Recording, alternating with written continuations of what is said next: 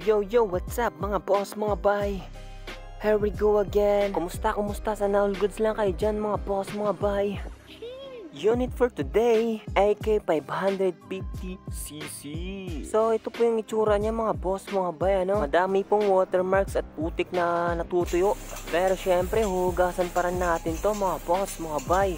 At sabay po tayo mag-degrime para isang ikutan na lang, ano? Ang owner nga pala nito mga boss, yung Innova na dinitil natin at ceramic coating natin, ano? Bali, pinaceramic coating na lang niya sa atin mga boss para isang gawaan na lang sa auto niya at saka sa motor niya, ano? Ito mas maganda puputokin yung pintura mga boss kasi black po kasi at maya po ipapakita ko po yung mga swirl niya mga boss or scratches, ano? At may kasamang helmet pa rin si bossing, kaso yung isa bali frame na lang mga boss, pero ang package po natin ay kasama po isang helmet.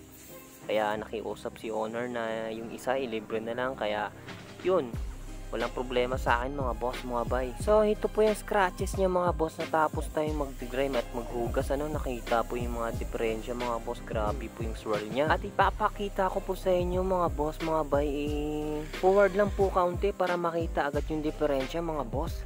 At sa helmet niya mga boss, ipapakita ko din yung mga scratches sa helmet, ano? Kasi maraming tama yung helmet ni mami or ni bossing eh. So ito po yung itsura niya mga boss, nakat po tayo ng kaunti pero wala pa pong polish yan mga bossing. So again mga boss, lahat po yan binaf natin, ano? Pati po yung mga headlight at tail light niya, ano? So ito na po yung helmet mga boss, mga bay, may mga tama po ito. At ipapakita ko din sa inyo mga boss kung paano natin natanggal yung mga scratches na yan, ano? Para po may video po tayong papakita ni client, ano? At sa isang helmet naman mga boss, may tamang dumikit na pintura dito, kulay green po, yan po. Pero wala siyang masyadong scratches mga boss, pero makuha po yung nakadikit. So dito na po tayo sa buffing mga bossing.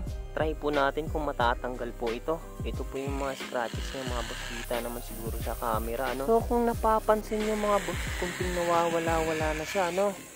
Ayan po, kitang-kita naman po. Siguro yan sa inyo mga bossing. At kung may natitira pong kaunti mga boss, yun na po yung sobrang lalim na scratches. Kasi pag pipilitin po natin ito, talagang masusunog yung pintura mga boss. So dito na po tayo sa ceramic coating mga boss. Uunahin po natin tong motor na ito. So ito na po yung itsura ng pag-polish natin mga boss or pag-correction sa mga scratches, no? Talagang makintab na siya mga boss, wala pang ceramic yan mga boss, partida. So again mga boss, mga bay, nasa 3 layers pa rin tayo sa ceramic coating natin, ano? At kasama po yung dalawang helmet na binafing natin kanina. So abangan nyo po, may iba't ibang unit po tayong paparating mga boss, mga bay, at abangan nyo po yun. Maraming salamat po.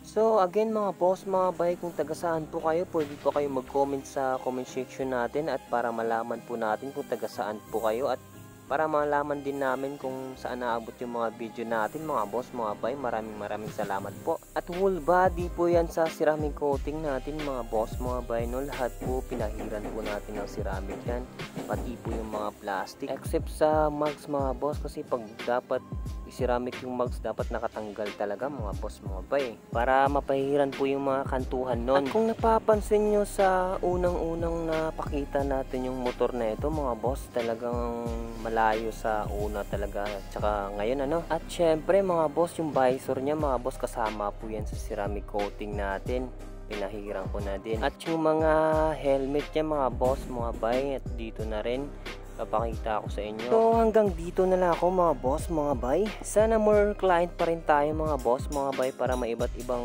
unit tayong ina-upload, ano? At pakipollow na lang po sa Facebook page natin mga boss, mga bay, at sa YouTube channel natin, pa-subscribe na lang din. Maraming salamat. At hanggang sa muli nating pagkikita mga boss, mga bay. Paalam!